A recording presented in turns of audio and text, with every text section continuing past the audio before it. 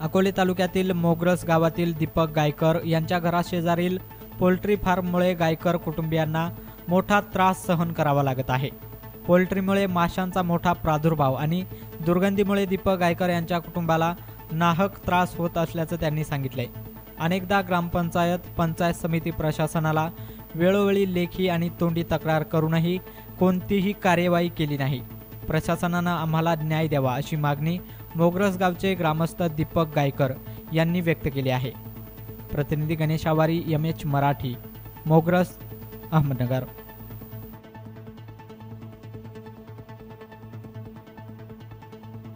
मी दीपक भाऊसाहेब गायकर, राहणार मोग्रस, तालुका अकोले, जिल्हा अहमदनगर।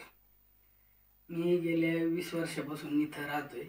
तर 3-4 वर्षापूर्वी झालेल्या या पोल्ट्रीचा आम्हाला भयंकर त्रास होतोय, तो तुम्ही व्हिडिओमध्ये पाहू शकता।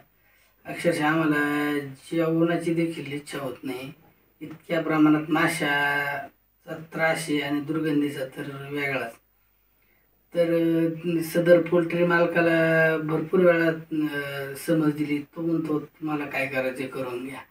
ग्रामपंचायत स्तरावर भरपूर वेळा लेखी तोंडी अर्ज केला तरी ग्रामपंचायतीची काही दखल घेत नाही। पंचायत समितीमध्ये देखील अर्ज केला तरी आजपर्यंत काही कारवाई झालेली नाही।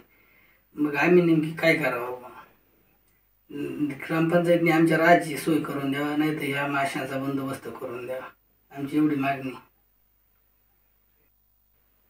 मी दीपक भाऊसाहेब गायकर, राहणार मोग्रस, तालुका अकोले, जिल्हा अहमदनगर।